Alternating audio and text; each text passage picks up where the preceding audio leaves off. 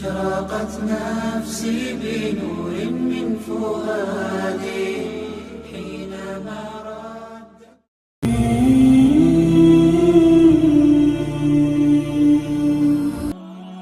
پہلی چیز جس کی طرف ہم سب کو متوجہ ہونا چاہیے رمضان المبارک کے آنے سے پہلے، وہ ہے رمضان کی تیاری۔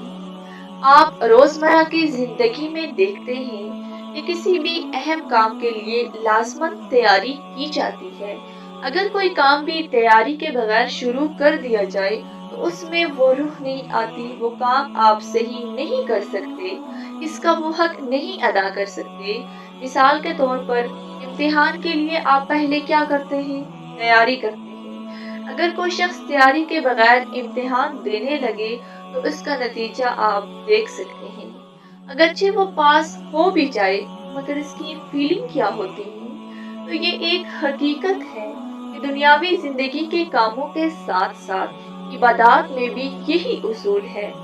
نماز جیسے اہم فریضے کے لیے اذان اور وضو تیاری کی حیثیت رکھتا ہے، اور جن ملکوں میں گھروں میں اذان کی آواز نہیں آتی وہاں پر نماز اس طرح روح پرور نہیں ہوتی جس طرح اس گھر میں جہاں آپ کو اذان کی آواز آتی ہو، اور اس کے بعد آپ چاہے دنیا کا کوئی کام کر رہے ہوں، آپ کی سوچ پر کیا چیز حاوی ہو جاتی ہے کہ نماز کا وقت ہو گیا ہے، جلدی سے نماز پڑھنی ہے، تو اذان کے ساتھ ہی آپ کی تیاری شروع ہو گئی۔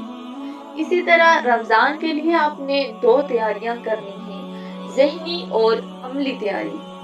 ذہنی تیاری میں آپ نے اپنی سوچ کو، اپنے دھیان کو، احساسات کو اس طرف موڑنا ہے۔ عملی تیاری میں کیا چیز آ جاتی ہے کہ گھر کے راشن کے لیے، افطاری کے لیے اور جو زکوٰۃ وغیرہ دینی ہے اس کے لیے مذاکرات کر لیں، تیاری کر لیں، بازار جا کر ساری رمضان کی چیزیں پوری کر لیں اور رمضان کا مکمل ٹائم ٹیبل بنا لیں۔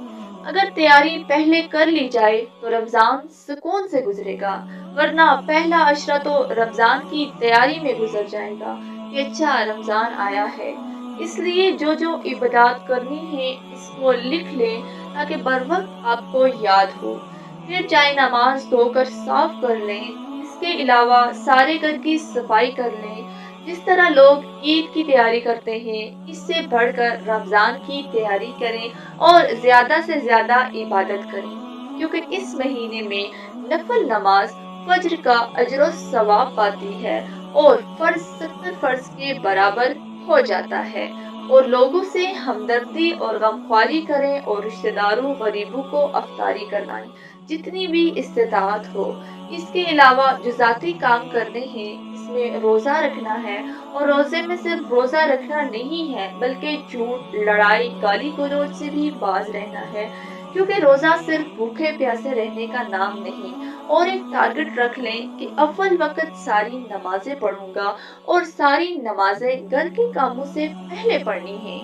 تو یہ رمضان کا موقع اگر آ رہا ہے تو کوشش کریں کہ ہر سنت پر عمل ہو جائے اور تراویح کا اہتمام کریں، اور اللہ کا اپنے بندے کے ساتھ مغفرت کا وعدہ ہے کہ اگر کوئی بندہ شوق و ذوق کے ساتھ رمضان میں قیام کرے گا اس کے گناہ معاف کر دیے جائیں گے۔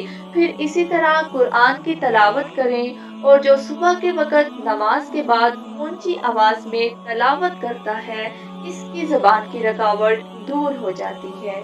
جزاک اللہ۔